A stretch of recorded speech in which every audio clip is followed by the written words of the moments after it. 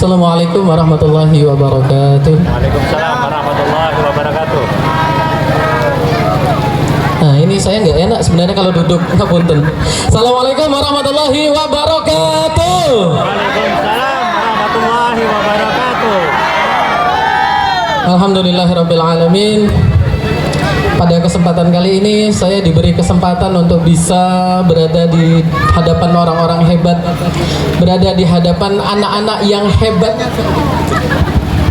Mudah-mudahan semuanya menjadi anak-anak yang sukses. Amin. Alhamdulillahirabbil alamin, wassalatu wassalamu ala asrafil anbiya'i wal mursalin wa ala alihi wa sahbihi ajma'in, amma ba'du. Alhamdulillah, segala puji bagi Allah yang telah memberikan berbagai kenikmatan kepada kita, mulai dari bangun tidur sampai tidur lagi, semuanya kenikmatan dari Allah, betul? Maka yang layak kita ucapkan adalah alhamdulillah. Salawat beriring salam semoga tercurah kepada junjungan Nabi besar Muhammad sallallahu alaihi wasallam, kepada para sahabat, kaum kerabat dan umat beliau hingga akhir zaman. Mudah-mudahan ketika kita nanti mati, kita berjumpa dengan beliau dan diakui sebagai umatnya. Amin. Allahumma sayyidina Muhammad. Alhamdulillah. Saya ucapkan terima kasih kepada kepala sekolah, kepada semua guru, komite dan juga siswa. Nah, di sini ada Bapak Kades juga. Semuanya saya ucapkan terima kasih sudah memberikan kesempatan kepada saya. Ada pepatah mengatakan tak kenal maka tak kenal maka tak. Yakin kalau kenal mau sayang?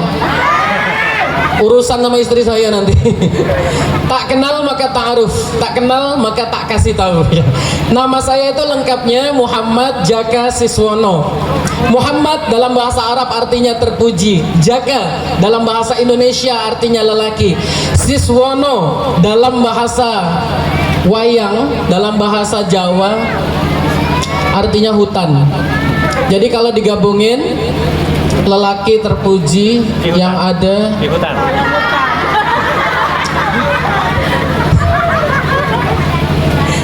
Tapi alhamdulillah ini lama yang diberikan oleh orang tua saya. Saya cari maknanya. Apa maknanya? Ternyata saya diharapkan oleh orang tua saya berada dimanapun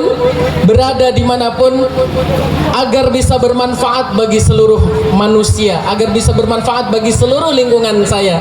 Alhamdulillah, anak-anak di sini yang sudah lulus 36 orang. Saya mau tanya, apa sih tujuan hidup kita sebagai manusia? Ada yang bisa jawab? Hah? Mencari syafaat. Pintar, tepuk tangan dong, Masya Allah. Mencari syafaat katanya, luar biasa. Ada lagi yang lain? Ada yang bisa jawab? Ntar lagi kan SMA nih, ada yang masuk MA. Ayo, ada yang bisa jawab nggak? Kalau ditanya, apa tujuan hidup kita sebagai manusia? Ya kan, mumpung ini anak-anak lulusan, kita juga sebagai orang tua harus tahu nih apa tujuan hidup kita sebagai manusia. Ada lagi yang bisa jawab? Ada yang bisa jawab? Ada? Halo? Yuk kita bahas sama-sama. Saya diberi waktu, kalau berdasarkan rundown, berdasarkan jadwal, saya dikasih waktu 30 menit. Mudah-mudahan utut ya. Alhamdulillah. Di dalam Al-Quran surah Az-Zariyat ayat 56 Allah menjelaskan. Ada yang hafal? Yang hafal dikasih hadiah. Ayo, ada yang hafal? Yang hafal dikasih hadiah. Tenang aja, ada Pak Kades, ada Pak Kepala Sekolah ya. Gampang nih hadiah. Monggo silakan. Yang hafal dikasih hadiah nanti. Di dalam surah Az-Zariyat ayat 56 Allah menegaskan, A'udzu billahi minasyaitonir rajim. Bismillahirrahmanirrahim. Wa ma khalaqatul jinna wal insa illa liya'budun. Dan tidak Allah ciptakan jin, tidak Allah ciptakan manusia illa liya'budun, kecuali untuk beribadah kepada Allah. Ada yang nanya sama saya, Pak Jaka, emangnya hidup ibadah aja isinya, Pak? Hei, ingat, ibadah itu ada dua. Ada ibadah mahdoh, ada ibadah ghairu mahdoh. Ibadah mahdoh artinya ibadah yang sudah jelas tata tata caranya. Apa itu? Syahadat, sholat, puasa, zakat, haji. Udah jelas tata caranya. Sholat subuh berapa rakaat? Sholat duhur, sholat asar, sholat maghrib, sholat isya. Coba saya tanya di sini murid-muridnya semua, siapa yang tadi subuh sholat maghrib? Innalillahi. Ada yang ngacung. Masya Allah, sesat ya. Masa ada maghrib? Masa ada subuh-subuh sholat maghrib? Usolli fardhu subuhi wa maghribi. Sesat ya, Masya Allah. Ya, udah jelas diajarkan oleh Rasulullah melalui apa? Rukun Islam itu ibadah mahdoh. Yang kedua ada ibadah ghairu mahdoh. Contohnya apa? Menyingkirkan duri dari jalan. Ada gak, Pak? Durinya ukurannya kayak apa, Pak? Ini durinya tajam apa gimana, Pak? Kelancipannya, ukurannya nggak ada. Ini makanya ghairu mahdoh, menyingkirkan batu dari jalan supaya orang tidak tersandung. Pahala ibadah. Di dalam kitab Ta'limul Muta'allim disebutkan innamal a'malu bin niat. Itu hadis sahih. Kalau di hadis Arba'in Nawawi nomor 1. Apa? Bahwa sesungguhnya segala sesuatu itu tergantung kepada niatnya. Jadi jangan khawatir, ibadah tiap hari bisa kita lakukan. Bahkan tidur kita bisa jadi ibadah. Gimana caranya, Pak? Sebelum tidur berdoa, minta sama Allah, minta perlindungan. Atau gini, daripada aku bermaksiat mending aku tidur. Itu ibadah. Masya Allah.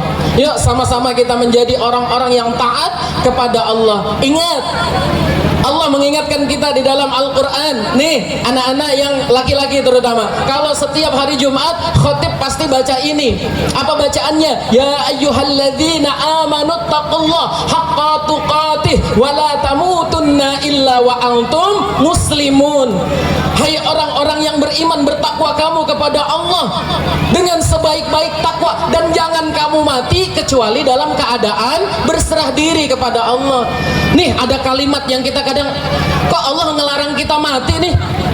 Wala tamutunna, jangan kamu mati. Padahal Allah yang menentukan hidup dan mati kita. Wala tamutunna, ada sambungannya, illa wa antum muslimun. Artinya apa? Jangan kamu mati kecuali kamu dalam keadaan berbuat baik. Nih saya punya cerita nih. Saya memang tukang cerita ya. Kemana-mana saya pasti cerita. Saya punya cerita.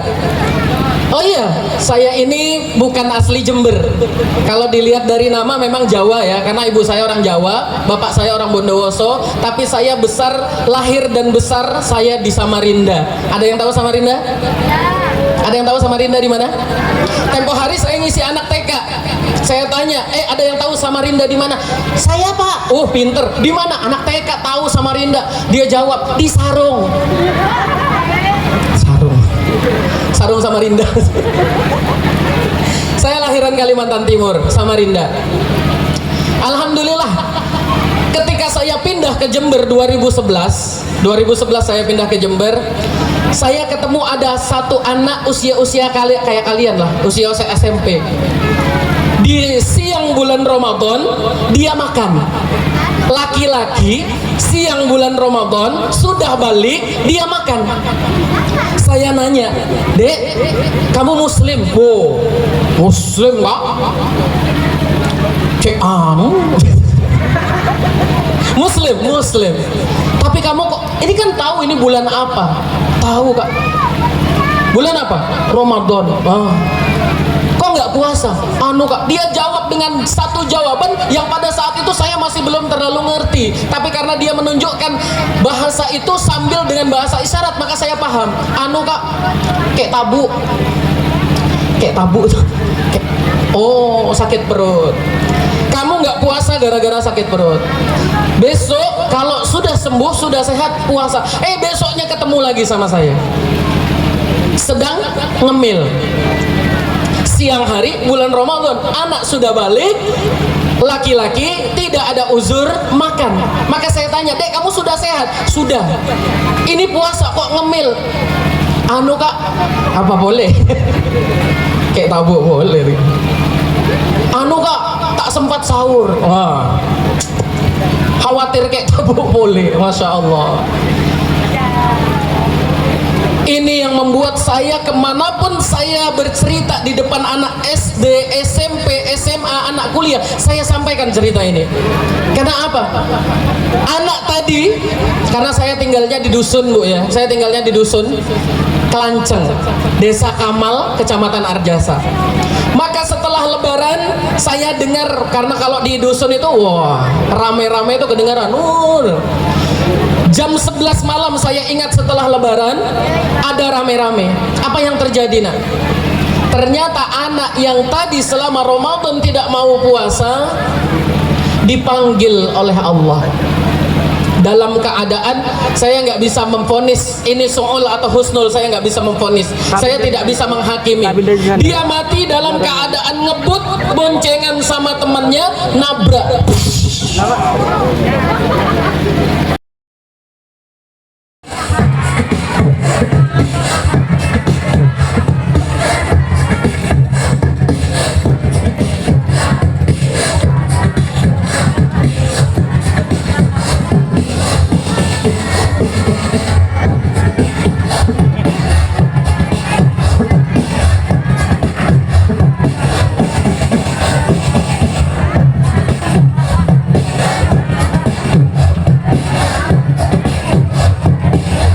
Tepuk tangan dulu untuk kita semua.